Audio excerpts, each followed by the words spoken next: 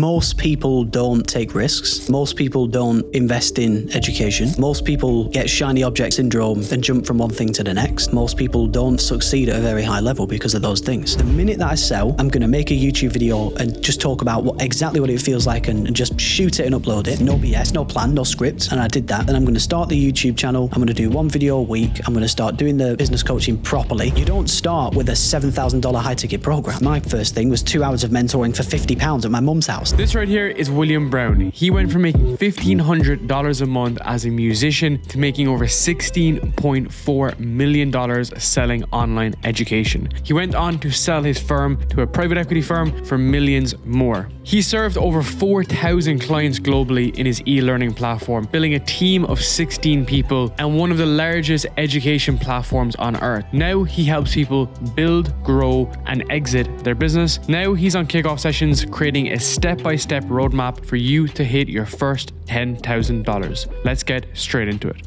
What's up, people? Before we get into this video, please make sure to subscribe, like, and comment down below so we can get bigger and better guests for you every single week. Let's get straight into the video right now.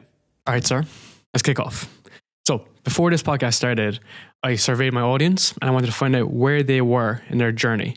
And over 78% of them are making less than 10K a month. Does that number surprise you? No. It's interesting. Why do you think that is? Well, most people don't kind of take risks. Most people don't invest in education. Most people get shiny object syndrome and jump from one thing to the next. So most people don't kind of succeed at a very high level because of those things. You know? Why do you think they have the limiting beliefs? Well, I think we're very engineered by school, you know, so we're engineered to not get rich. You know, we're kind of engineered to get a job and be happy with the job and just, yeah, we're just not made for success. So you've got to learn to get there yourself through books, through podcasts, through courses, through mentors. But like you said, you've got to really, you've got to want it bad to push yourself, because I think there's a mental barrier in all of us. Like we were talking about earlier, there's different levels, there's different mental barriers to overcome no matter where you are. You know, I've still got many, you've probably still got many people listening to this will have many. So you've got to listen to podcasts like this and take the advice and run with it, you know, so. That reprogramming has to come intrinsically, because if it's being pushed on you, like, oh, you should start this business or whatever, you've probably seen that kind of fade out in individuals, right? They get into the wrong thing. And like for you going all the way back to the trading days, it must be very apparent to see like when things are going badly, it shows you like what you're made of. Yeah, definitely. Yeah, those are the defining moments. You know, one of those defining moments completely changed my life. That time when I'd started trading, 5-6 months later, I'd ran a £500 account up to about 8-9K. Thought I was going to be a millionaire. Started looking at houses and cars and stuff. And then I wiped almost all of the account in a day and then learned my lesson. And that was one of those times. And I think it could have gone either way. I stopped for a few weeks, and I could have either taken that, you know, maybe 1.5K out and called it a day, or done what I did, which was take it out and I bought a course for £300, and then I joined a live room for like 100 a week and on and on. And it was that education that thankfully changed the path, you know? So I think investing in education is something that people always neglect though, because they think they can do it themselves. And I've often heard you say that you don't know what you don't know, and you're basically like fooling yourself. You think you can do it yourself and hack it yourself. And you're a great example of this as well, because you've invested in like big mentors, small programs. Like as you've earned more money, you've made those bigger investments. And how do you think about that investing in yourself approach? Because most people will stick their money in the market, right, instead. Yeah, I mean, one thing that always scares me is I always think, what don't I know right now that I should know, that I need to know to get to the next level? So I'm in a mastermind right now. It's a copywriting mastermind with this guy, Alan Sultanich, because I wanted to get better at writing copy. And I'm about to join a mastermind with another guy. It's pretty expensive. It's $30,000 to get in and $2.5 a month to stay in. This guy called Taylor Welch. And that is to get me to the next level, you know? So coming back to your question, I've bought everything from £300 courses to 100 a week things to, Sam Ovens' $36,000 quantum mastermind and Cole Gordon's boardroom. I think that was like $65,000 for the year, and like everything in between. I've paid $2,000 for an hour with someone and all of that stuff. But like Alex Hormozi says, if you're not making $1 million a month, that's just because you don't yet know how to make $1 million a month, right? Mm-hmm. So the closest I've ever got is at 824K in 1 month. So I don't know how to make $1 million yet, or else I guess I would have. Mm-hmm. So I'm always like, what don't I know? And it's kind of a healthy fear. And it's also like, I've heard it put as well that you're not worthy of it yet, right? If someone isn't making 10K or 20K, it's like they need the skills to get to that point, right? How do you decipher between what to invest in and what not to invest in as an individual? Because there's a lot of noise in the online space, and like a lot of the programs, fantastic, super helpful. But is there a way to decipher between what is bullshit and what is not? Because you need that assistant. Two things there, right? So the first thing is, this is something that I learned from Sam Ovens. I'm probably going to say his name 7 times in this bloody podcast. But when I first joined Quantum, I went through his up-level program. Right. And one of the first things that you do, I think it's the up-level one or the other one that he has. One of the first things that you do is you design the person who is capable of achieving what you want.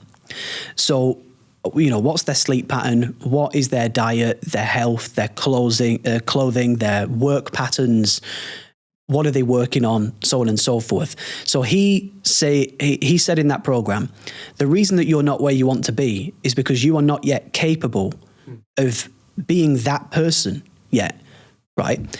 So he would have you design that person so that you're aware of what needs to change, and then you start changing it along with doing the work, and then you get there. And that was a very valuable exercise because it made me realize certain things about the way that I was working then, things that I wasn't doing. And then I was like, okay, well, I can start doing that now. One of those things was running paid ads, for example. When I joined Alex Becker's mastermind, I just didn't know about it yet. I didn't know about it. I didn't know how to do it. I didn't know anything. Mm-hmm. And I was just, that money was just there, the scale, because we were doing what were we doing? I think we were doing 30, 40K before we turned on ads. And then within 3-6 months, we were up at, 200K a month. So that 200K a month was like right there. I was here and I just didn't know how to kind of get there, if that makes sense. And then buying Alex's education and getting his knowledge, bridge that gap, and then fast forward 3-6 months and I'm over there. And then it's like, right, what don't I know now? Well, I don't know how to build a sales team. Cole Gordon does. Cool. Let me buy his mastermind. I go over the bridge again. And that gets us to 600, 800 a month. Now I kind of know how to do that. So I'm going to Taylor Welch and be like, how do I do 1-2 million a month? Let's go over that bridge now and get over there. So it's always a case of, who do I need to be and what do I need to know? If I'm not that person and I don't know, then I better find someone who is and pay for their time and help. So that's my thoughts on becoming who you need to be and learning what you need to know. And I forgot your second question, so I'm going to have to pass the ball back to you. No, not at all. It's a shift in identity, right? It's like over time you need to realign yourself with the person that you want to be, and then also get the person to help you along the way, right? And we'll get into all the different aspects of ads and everything, but what I love about your stuff is that you're selling information. You want people to be able to sell information by it. How and why is that important to you? Well, it's important to me now because I'm in a place where money is not the main goal anymore. So the main goal now, the mission statement behind my new company is make money, have fun, and help people. Mm-hmm. All right. And information is the best way to help people, because not knowing what you don't know is all that's stopping you from having the best life, your dream life. So getting fit, you need to just get the knowledge on how to do it. Make money. You need the knowledge on how to do it. Find your dream partner. You need the knowledge and the strategies on how to do it. So your dream life is just on the other side of bridging the knowledge gap and fixing that problem of what you don't yet know. And then you can go and achieve what you want to achieve and make real your goals and your dreams and that kind of stuff over there. So that's why, information I just think it's a great business model, man. You get to genuinely help people, share your skills, your talents, pass along the value, and make loads of money in the process. What could be better than that? 100%. Some observation I have of like people who sell courses and whatnot is that they haven't done the work beforehand. They don't have the skill, right? And you focus in on that too, is like developing that skill. Now, walk me through some of that philosophy, because I have seen, and even myself, had like low ticket courses. I know you speak about kind of high ticket and focusing on that, but it's really nailing that skill. So like, how should someone who's stuck in that position look to iron out that crease first? In terms of, are they somebody who kind of doesn't know what to teach, or they don't have a skill? They're trying to learn the skill to be able to teach it.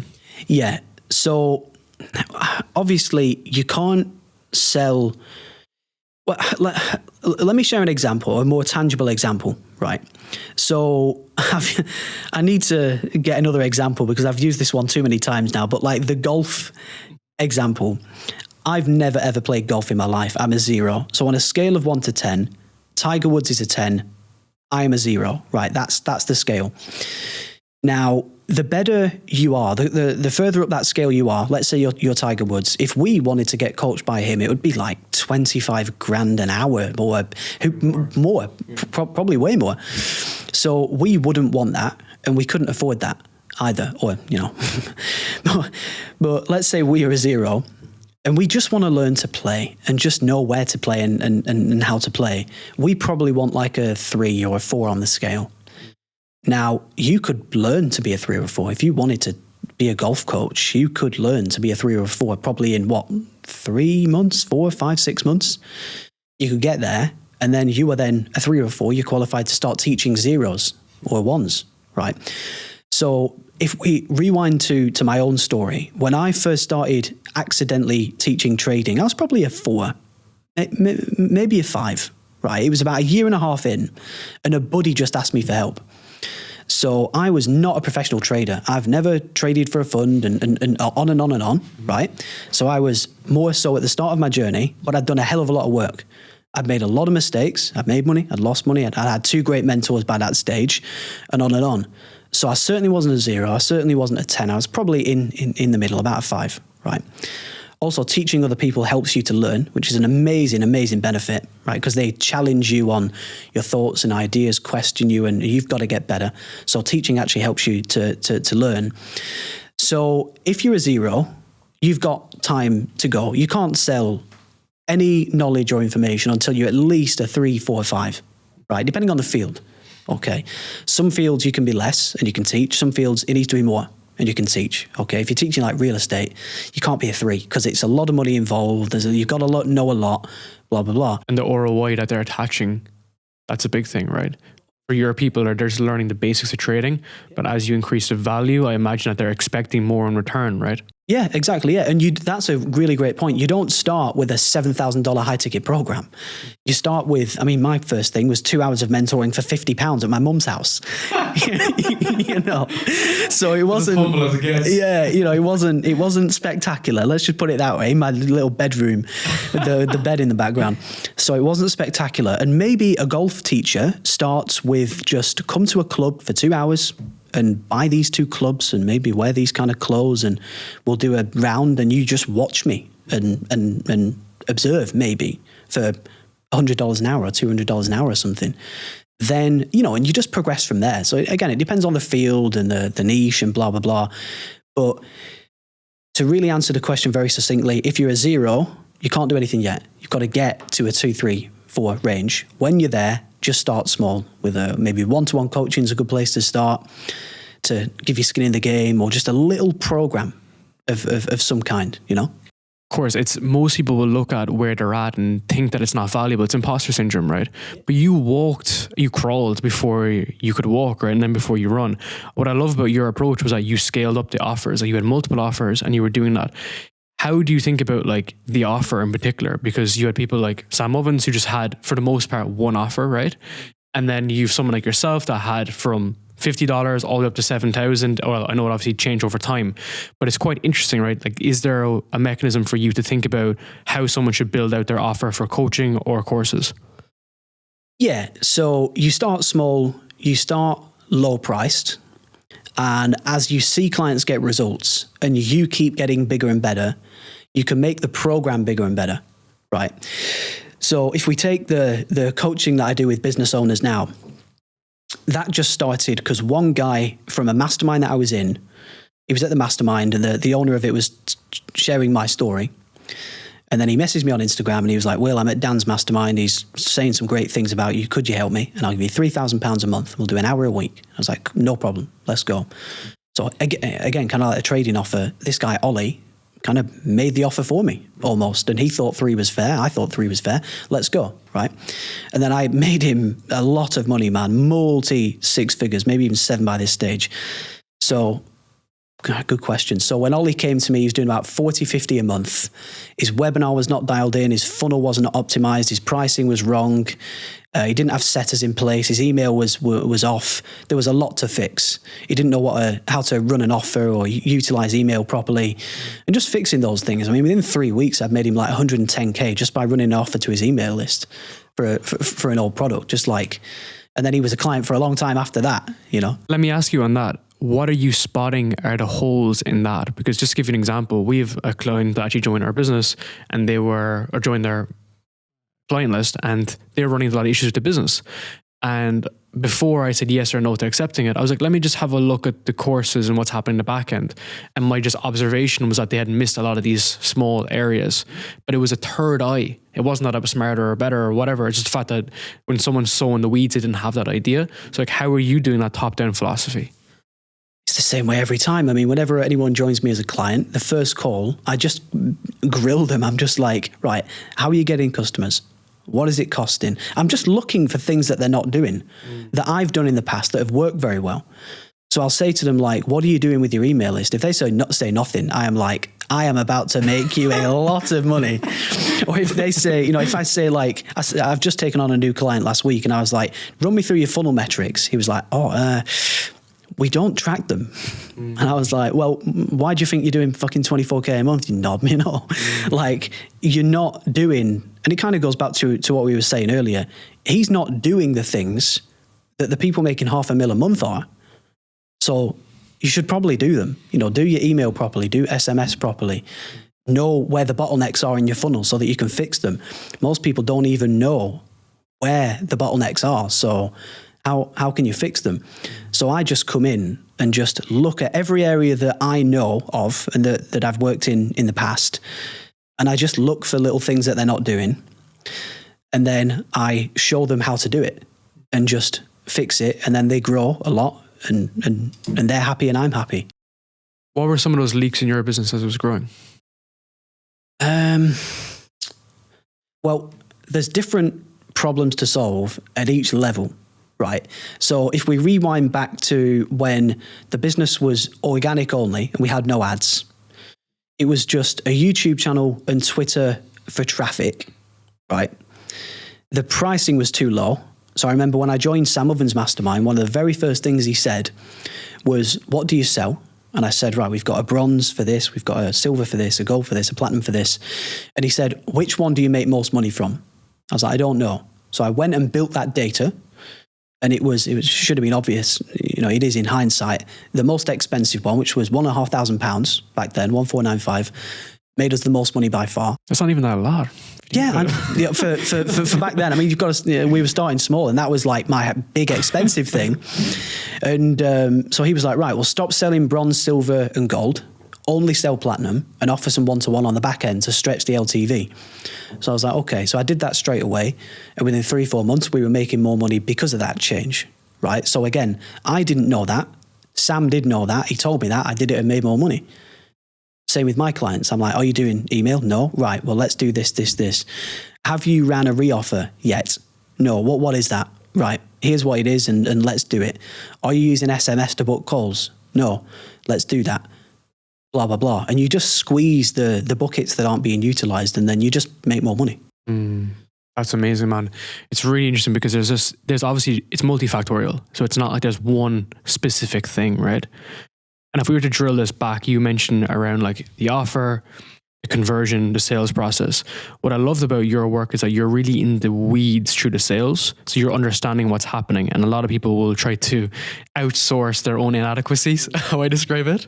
And I kind of love to be close to the customer and to like learn it. It boggles me that people don't want to do that or they're not.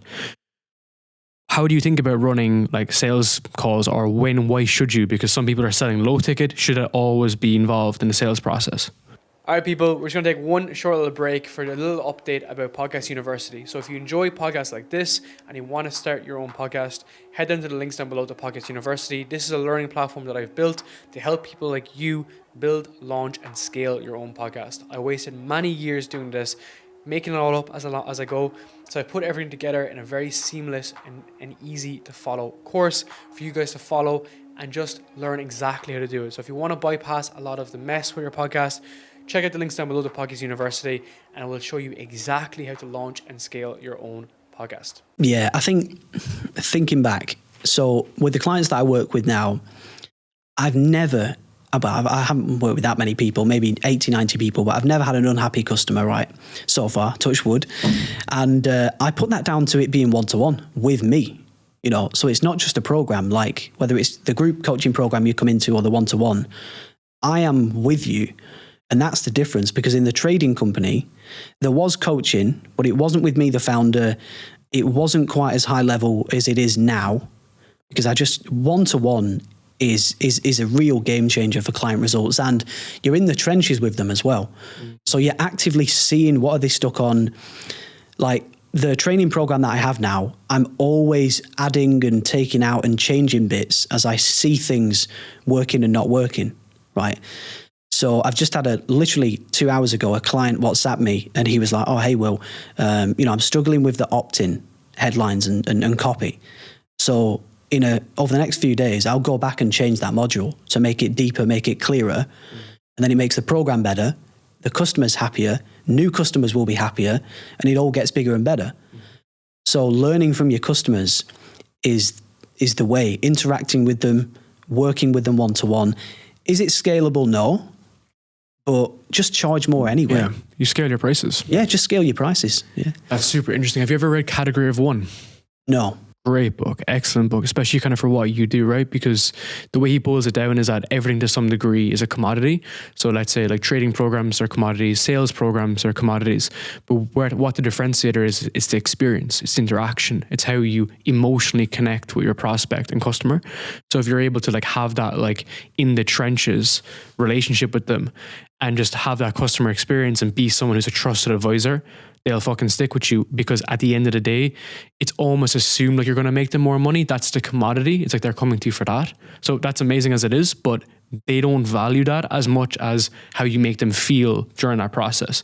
And that's the entire concept of the book. And it's how it's how Apple makes you feel so connected to Apple, because it's a fucking iPhone, but there's also many other phones out there. It's a connection. Yeah, I was talking to a buddy about that the other day. Someone said to me, why would anyone buy a program from me though, when there's already other similar programs? And I was saying, like, there's different ways to get an edge. Like, some people just will buy from you because they just resonate with you, because they like you, they trust you, they respect you. Maybe they are similar to you. Maybe they're similar in age. Maybe they live in the same place. Maybe they resonate with your background. You know, a few people say to me, I like you because you used to be a DJ and I used to be a DJ. Like, okay, cool, no problem. In the fabric days. Yeah, oh, it's really interesting you did graffiti. I used to do graffiti. So, okay. And there's just all these little edges. So it's not always the program. It's not always the pricing. It can be you. Do you take the sales calls? That can give you an edge. Is it one-to-one coaching? That can give you an edge. Are you a nice person that people just generally like? That can give you an edge. Or if you're like, you know, maybe you're a knob and knobs resonate with you and that can give you an edge, you know? Yeah, so of course. who knows? It depends on the individual, right? And kind of what they're looking for. How have you stayed like so calm and like basically like kind through the process? Because you're very like normal, like gentle, nice guy, right? It's not like the money's that got to your head during the process, whereas you could have, and so many other people going the other way. So it's very admirable the way you're so level-headed.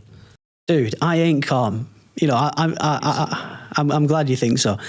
Yeah, maybe I just don't show it. I mean, I'm always thinking, you know, there's always something that I want next, and where am I going, and am I on track, and, you know, what do I need to learn that I don't know, and on and on. So my head's always quite busy, but I'm good at planning. You know, maybe it's just because I think deeply, and I always have like a blueprint and steps, and I've always got like a next step or a next goal. I've got this kind of planner called the Alchemy of Self document that I got from Sam Ovens. Have you ever heard of that? No. Maybe we could talk a bit about that. But basically, it's just a document where you've got your goals that you want to achieve in order. Okay, a plan for each one, how they all link together, and there's like, it's, you know, you put your affirmations in there, you design your character in there. So it's like a guiding force basically, and you always know what's the next goal and so on and so forth. So who knows? Yeah, maybe it's just all in my head. It's the inner work though, right? Sometimes. I was saying this earlier. It's like entrepreneurship is a like journey of self-discovery disguised in a quest for profitability. It's because a lot of the time, like if you obviously have probably read the EMIT, like your business is a reflection of you, right? So if you're this fucking anxious, like running mess that's sloppy, that's what your business is, right? And how often do you see that kind of pan out? Because you've been doing this for, you know, many more years than me, but it's kind of like anyone can spin up 10K for a month, but it's like, how can you do that and many more for many years? Like someone like Iman, right? He always talks about like, it's about how you're retaining and preserving and multiplying this cash for fucking decades is the ultimate test. Yeah, I mean, it's the mirror principle, you know. So if you refuse to buy education, if you refuse to invest in yourself, don't expect anyone to buy from you. Don't expect anyone to invest in you, because that's not what you are about. So if you are kind and respectful, then people will probably be kind and respectful to you, because that's your energy, you know. If you think everything is a scam, you know, and all online courses are all nonsense, and, you know, 3K or 5K to learn how to make $500,000 a month for the rest of your life is unfair, then you are never going to be able to sell education or anything. You know, if you see a program that's $1,000 and you think, why would anyone pay that? That's just a reflection of you, because you would never pay it. Many other people would. It's just that you wouldn't. You know, it's like whenever I see angry comments, I always think, what is wrong with you? You know, I don't think, what is it about, or who is it about, or blah, blah. I think, I hope you're okay, you know, because it doesn't look or sound like you are, kind of thing. It's just humans reflecting themselves on the world. Yeah. Basic mirror principle. And it's not taking that stuff personally as a result. It's just continue on the business, continue on the path. Let's talk about growing these offers. So you're basically looking at increasing the value of these offers, increasing the value and the price over time, but also increasing the traffic. Now, how do you think about, let's say, paid traffic versus organic? And should someone start with paid if they don't have the following?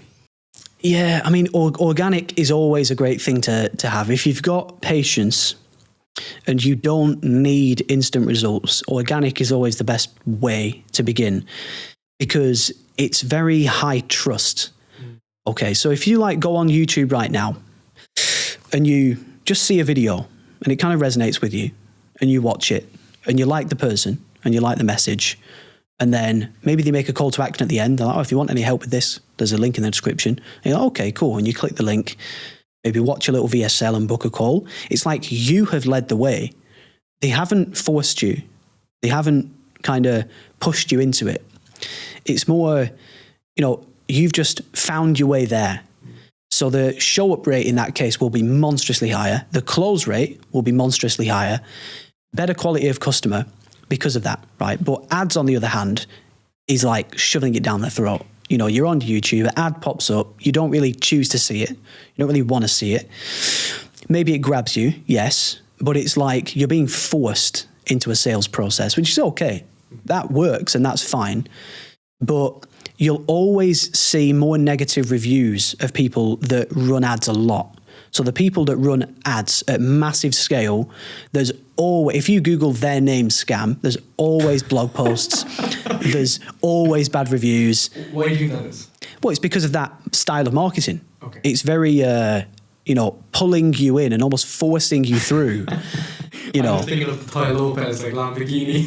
Yeah. So it's those two types, So organic is the best because it builds the most trust, right? And it lets the prospect come in themselves.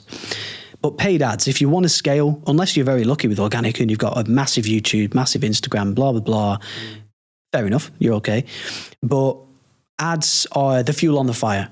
So if you can start with organic and then run ads, you're going to make a lot of money. If you can get to 30, 40, 50K organically, then do ads well, that is a recipe for $250,000 a month, half a million a month and above. Question for you on that is that kind of optimized for info products or courses, programs that scale with a lot of people in them versus, let's say, a fulfillment style business?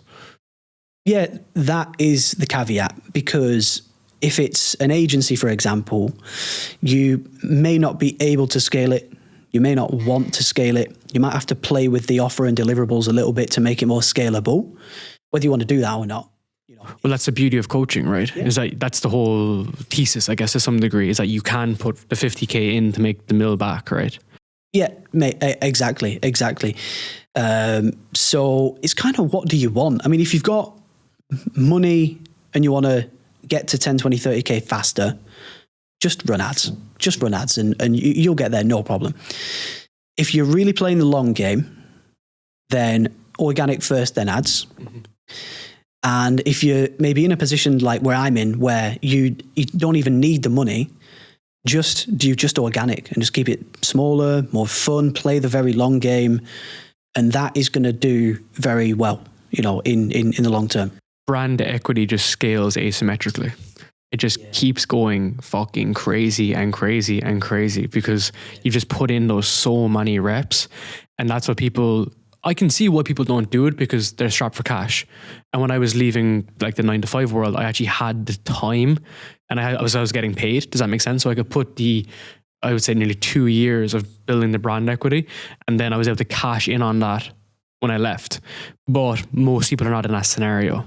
They're not able to think about it. I want to ask you about the kind of trends in coaching. So I'm seeing more and more like high level entrepreneurs like you build out these coaching programs around their specialized skill. Do you see that just being like a real big trend for this year? And even examples you have of people that knit, right? These people are developing coaching businesses which have very little fulfillment and they're getting to some crazy numbers.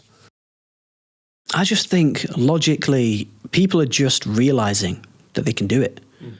So I think there's always been people with a skill or a talent or something, and they probably just didn't know that either that it was possible or how to do it. And people are learning en masse now, like, oh, wait a minute, I am a golf coach. I can teach golf and make 10, 20K a month. Let me go and do it. Or like the knitting lady, oh my God, I can have a community. I can, get together all the people that love it as much as me. It's great fun and I can make money from it. Or, traders, drop shippers, e-com guys. Yeah, people are just realizing now that this is just possible and that it can be done.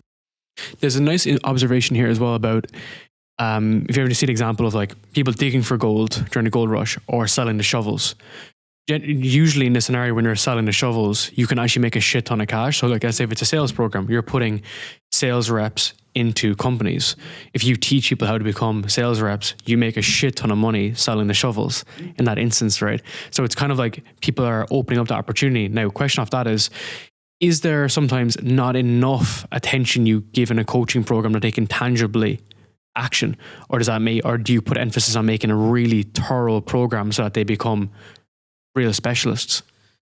Yeah, I mean, that's down to the integrity of the creator, of the owner, So for me, I wouldn't allow myself to do any large scale business coaching until I'd won the ClickFunnels 10 million award and sold the company.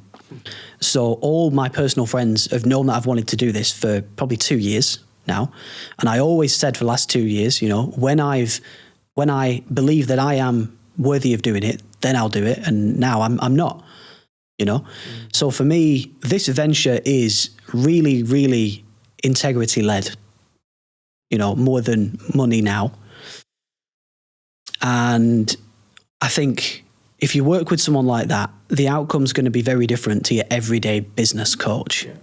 You know, so I think you asked this question earlier, like, how do you tell who is great and who's not, who's the real deal and who's not? Well, just look at their accolades and their track record. You know, I mean, I could load up a Stripe and show you over 10 million cash right now in that one Stripe. How many people can do that? I could show you the APA from the private equity firm that bought my company. How many people can do that? You could come to my office and see the 10 million award on the wall, and I can show you the audit that I gave to them when I won it. How many people can do that? You have the authority, right? You have the authority and the experience. So if you're building the authority with your YouTube and so on, like you're an influential character, but then you have the experience. And like a lot of the 21-year-old Twitter bros have neither. Yeah, it's just hard proof. Yeah. You know, it's just hard proof. So, but then again, I mean, I'm quite expensive to work with. So you might want to start with someone a bit smaller and cheaper. And look, they might not be the best person in the world. They might not have made them all the money in the world, but you could probably learn something from them that will really help you. But everyone needs a mentor and a mentee, right? Someone you're teaching, even a coaching program, or someone that you're looking up to. And I learned that from Luke Belmar. He was like, you know, get someone who's ahead of you and then teach someone behind you. And it's the only way you're going to really develop and hone in your skills, right?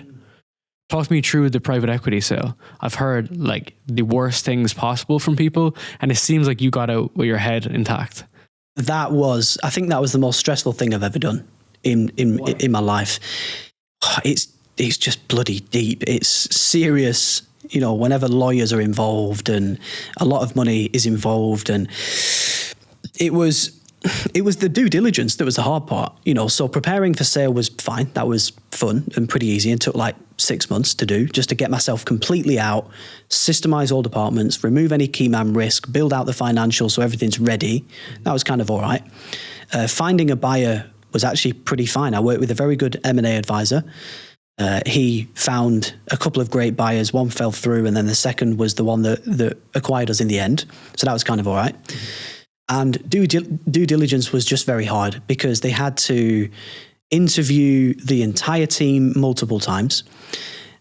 2 or 3 people had to go through the entire product, obviously, you know, to see what they were buying, see the value of it, blah, blah, blah. They had to interview a big handful of customers as well to say, you know, how was the process? Are you happy? What are the results that you've got? On and on.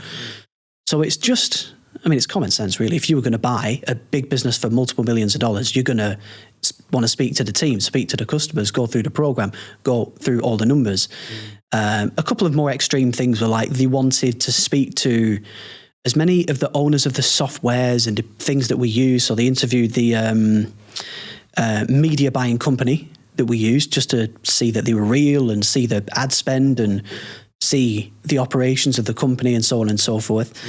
So it was just a long, deep, complex, time-consuming process.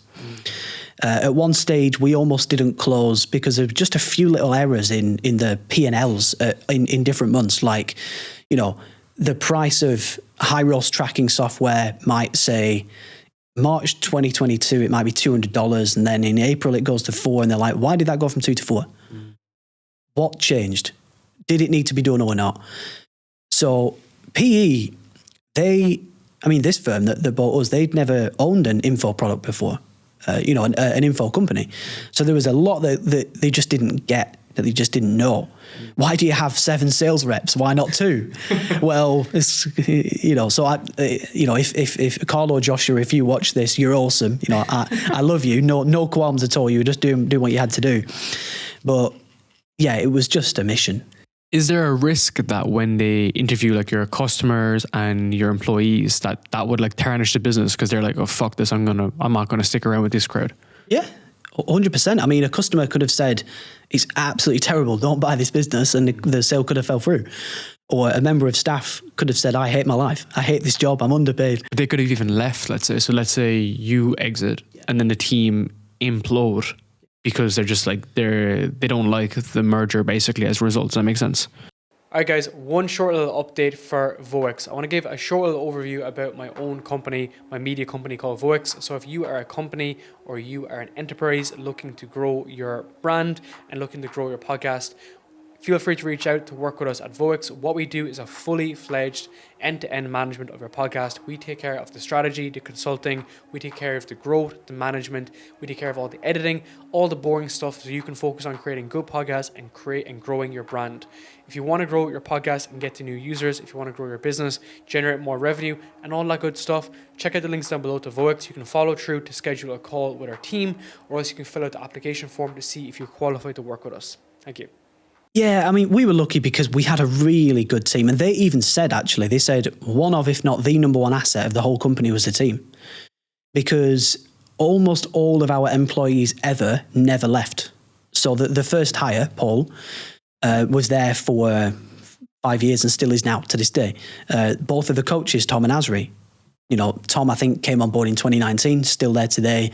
Asri, I think, 2021, still there to this day. The first rep we ever hired, still there to this day. So we had a very, very good team. And they thought that was our biggest asset. Reflection of you, right?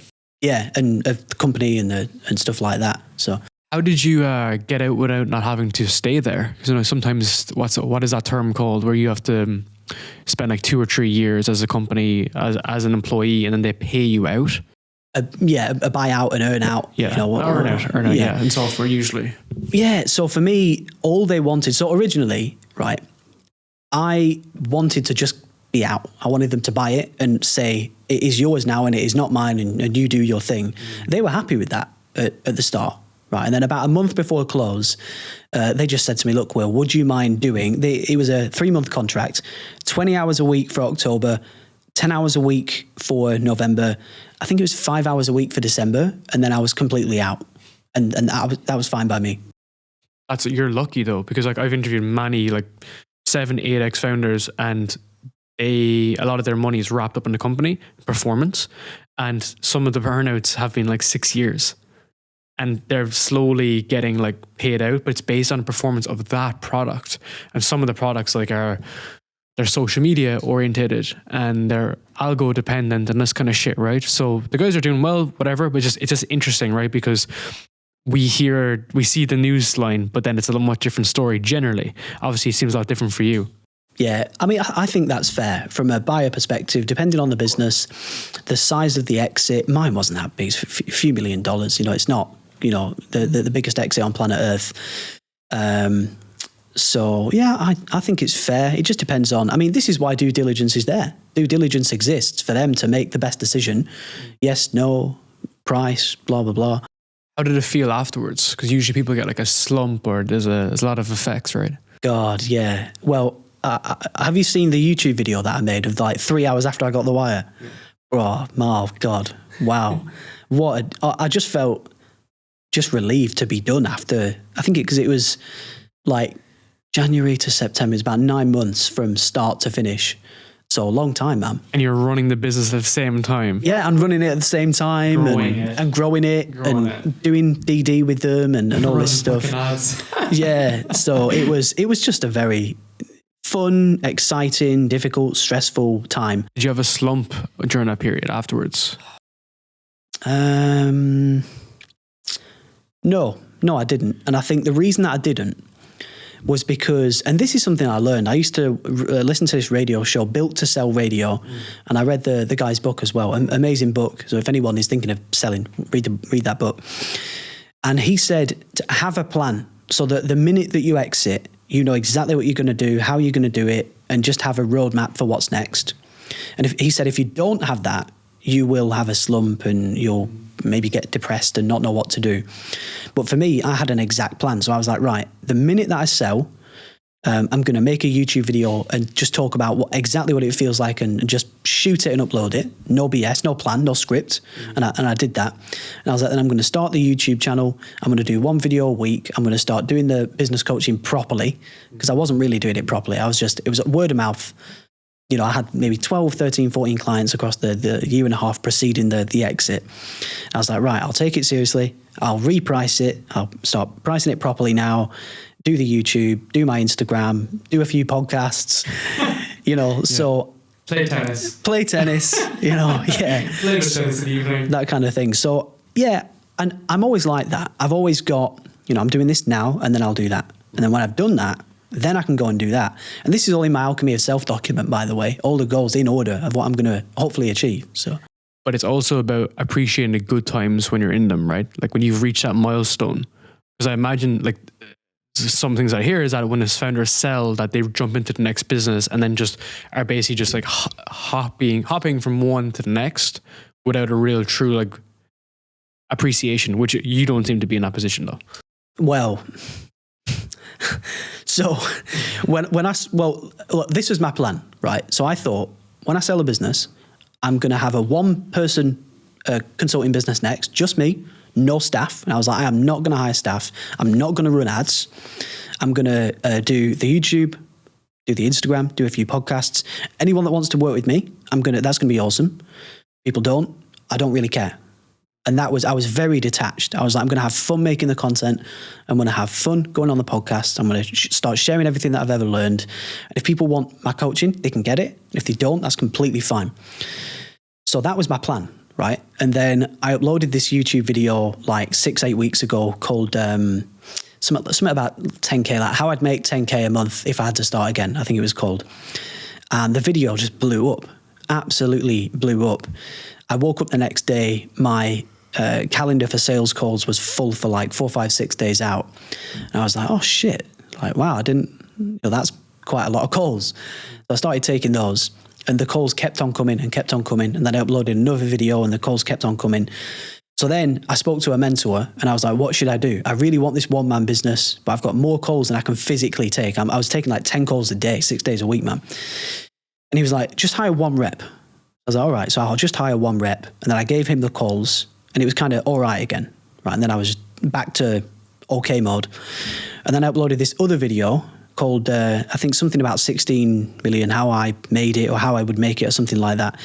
And that did even better than the other. And again, the account was completely full.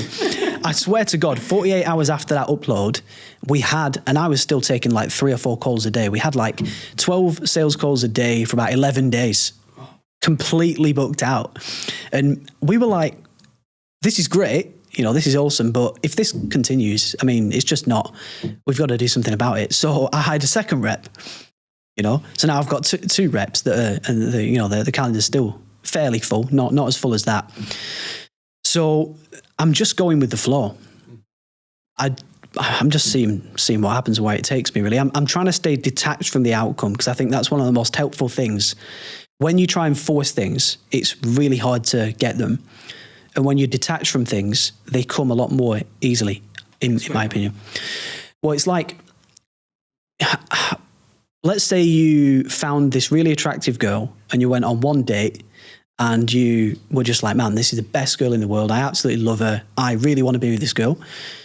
You might get a bit too intense. You know, let's say she ghosted you for a day. You'd be worrying. You'd be like, oh, fuck, like, I'm going to text her again. Why is she not replying? I really want to go out with her again. And you start repelling her. You know, because you're going too hard and that kind of thing. So you repel the girl. But if you get with her and, you know, she's kind of all right, but you've got a lot of other options, you've got way more things to focus on, you're running a business, blah, blah, blah, you're enjoying your life, then it's very likely that detachment from the outcome will bring her to you instead, because she will get that energy. Like, this guy doesn't need me. This guy, this guy has other options. He's busy with his business and he's getting on with his life. That's like, oh shit, I kind of want that. I want to go out with this guy again. And the detachment from the outcome draws things in. And it's the same with business and money as well. You know, if you like have to make money, it's so hard and it's so stressful. But if you're like, look, let me just do the right things. I mean, make good content, maybe run some ads at low scale, build a good funnel, work on the product, enjoy the coaching, it comes to you, I believe. And that's been my experience. 100%. It's a push and pull, right? And even when you have those clients and whatnot, if you're being too forceful, they might ask you to slow the fuck down. Yeah. And actually, I've actually had an instance of that whereby a client said, we don't want to get emails outside of office hours. I was like, all right, sure. We were working on a weekend. He didn't want to see it. So I was like, all right, we won't bother doing it. So if that makes sense, right? It's a push and pull argument of it. I want to ask you about Dubai. So you moved here, big change for you. And you're running like your masterminds here and everything. How much has that impacted? Like, how much has this environment impacted your business, even your mentality, and even slowing down, right? A lot. Yeah. I think moving to Dubai, is the number one best decision I've ever made. Or it's certainly number one or two. Because number one, it's saved me a lot of money. It's made me a lot of money. It's put me around in person with some of the highest level players in the game. And it's allowed me to meet them, go for dinner with them, go for coffee with them, become friends with them. I would not have anywhere near the circle of friends as I do now if I was in Manchester, and I was. The weather is a big benefit. You just feel great. It's so nice. Blue skies, sunny weather, the beach, the marina, you go out on a yacht, blah, blah, blah, blah, blah. Very good for how you feel. Very good for your mindset, in my opinion. And it makes you level up as well. So this is one big thing. I was saying to you earlier, when I was in Manchester, I was very broke-minded. I was scared of spending money, even though I was making a lot. I was very scared of money. And one of my very good friends out here, a guy called James, he has forced me to level up. He used to laugh at my clothes, my shit clothes. He used to say, why don't you have a nice watch? You're multi-millionaire. You don't even have a watch. I actually bought this watch from his brother's watch shop in Newcastle. He taught me into getting it. So super inspired by that. He made me, just be freer with money, kind of the detachment thing. Mm-hmm. I was really up for holding on to it. He was super fluid with it. And I just thought one day, these 2 or 3 or 4 people that spend a lot of money, they make a lot more than me. I was like, maybe I'm holding myself back by being so stingy and attached to this money. So that's when I bought the watch. I upgraded my apartment, started just being a bit freer with money. I'd fly, business or first and outlay that money. I'd fly my parents out business, my brother out business, buy people bigger gifts. I'd buy some £6,000 bracelet and stuff like that. And that has made me more money for sure. So I'm not saying for anyone watching this, don't go waste money on shit. Where's the balance? So where's the balance between lifestyle inflation and actually upgrading your life?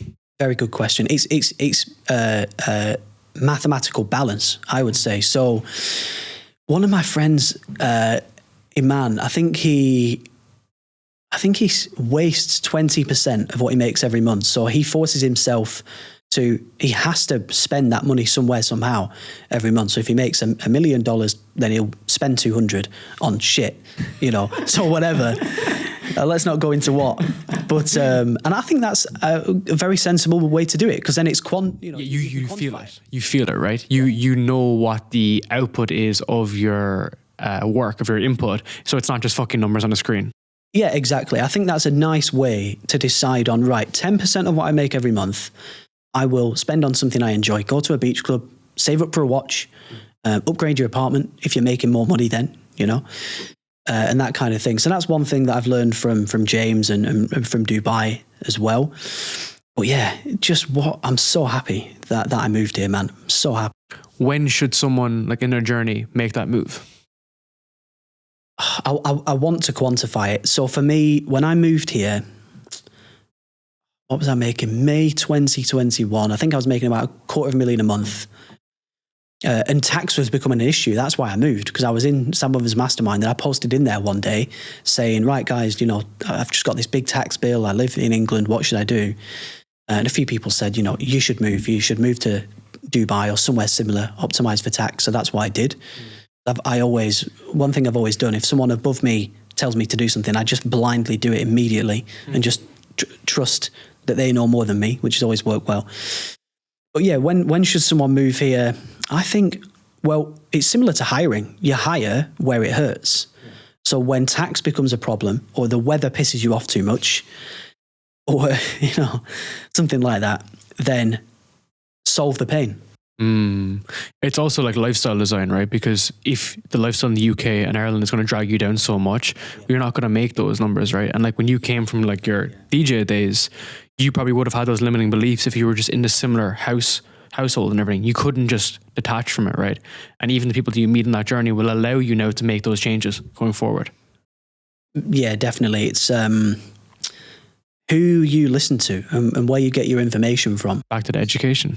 Big thing, back to the education. You always get back there eventually. Yeah, 100%. Yeah. So do you have your mum, dad, brother, friends saying, courses are a scam? No, you don't need to spend $2,000 on that program. Someone bought my training recently. This guy came in and he was like, I did this even though my friend and my girlfriend said not to do it.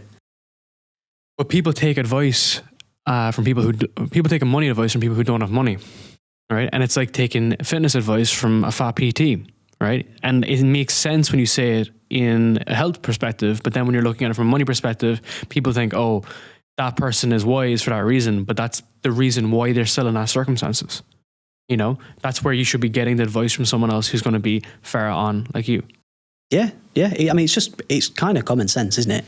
In the growth phase that you're focused on, what are some of those like limiting beliefs that what are some of those challenges people are falling into beyond even the funnels and stuff, right? Because I think a lot of it's the top 6 inches. What, in terms of when people are starting out? No, when they're in the growth phase. So let's say they're scaling. So you're working with people that are doing 50K, 100K, and they're really trying to push on. Like, what are some of those like limiting challenges? 'Cause a lot of us, we come from ordinary backgrounds, right?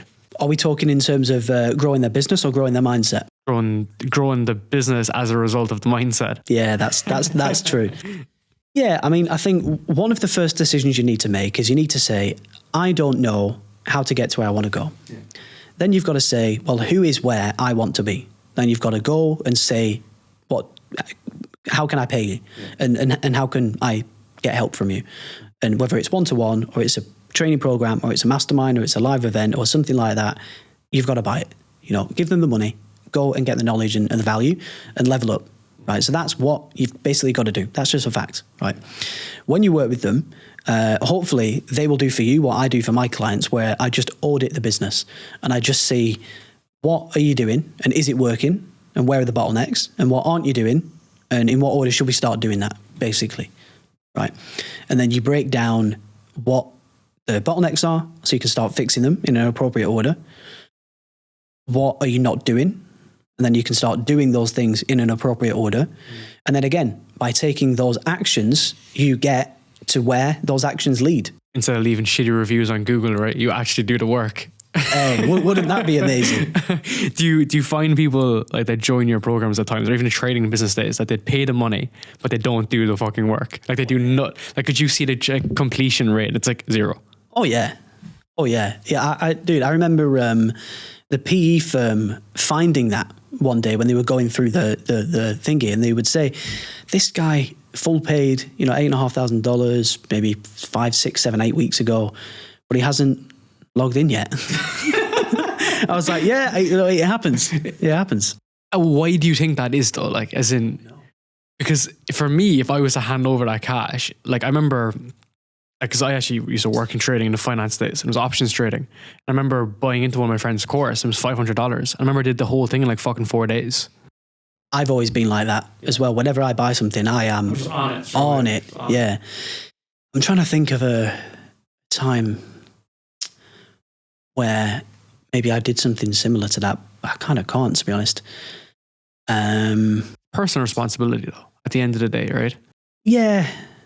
I mean, we've had a few customers that are like Deca millionaires buy it and it's nothing to them. 8.5. In fact, right, I've got a client right now who is on my kind of mid-tier program, right? So it's $9,000 a month that he pays until he doesn't need me anymore. And he's in month 1 right now. He's just about to renew. And we've had 1 call so far. And he can book in with me anytime, by the way. So, he can book in once a week, twice a week, 3 times a week. It's just fluid. They just book in whenever they need me, and I get on Zoom and help them for an hour, right? And they've got the training program as well. And he's just taking his time because he sold one of his companies for like, I think 300 odd million, and he's just so rich. He's just got so much money and so much time that he's just taking it slow. So fuck it. yeah, he's just slow and steady, and that's fine, you know. So I think it's usually the newer. It sounds a bit judgmental, so this doesn't apply to everyone, but it's usually the newer broker people that have more urgency. For sure, right? Back against the wall. Got to do it right now, and there's nothing wrong with that. There's nothing wrong with that at all. We've all been there. You've kind of got to have a middle energy. You don't want to be desperate, but you don't want to be, lazy. I call it building out of like hate and resentment in the beginning. Most people build a business, they're like, fuck the 9 to 5, fuck this person.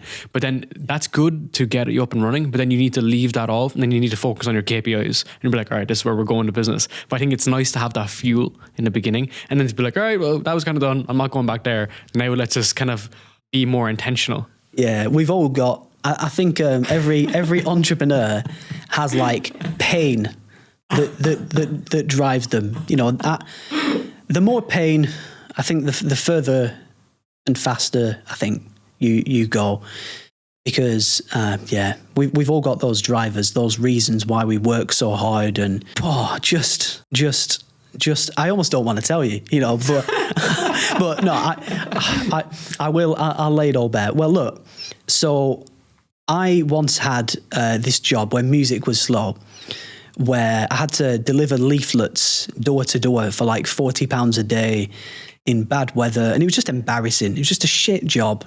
I didn't want to do it. I was embarrassed to do it. I was like, I hope no one sees me, doing this for shit money. I was like, fuck my life, man. I need to sort my shit, because this is not good, man. A 7-hour work day, rain or shine, putting leaflets through people's door for fucking £40. It gives me a mad. Yeah, it's just mad. Like, it's not good. So that, I'll never forget that, because that was not nice, not fun. So that, I think I will always carry that with me. And it just, now I'm super lucky now, because I've got so far away from that. But I still carry it with me. And I'm still like, fuck, man, like, that's not good. And some people are doing that right now. It's good to reflect on that. It's good to look back on it every once in a while, maybe once a year. You should go back to center, and man, that's the reason why you go so hard. You go now, right? I want to say massive thank you, man. I really appreciate your time, and I'd love to do another session, a couple of months, hear everyone that's coming along, and then we'll see it from there. Thank you so much for having me, man. Big pleasure.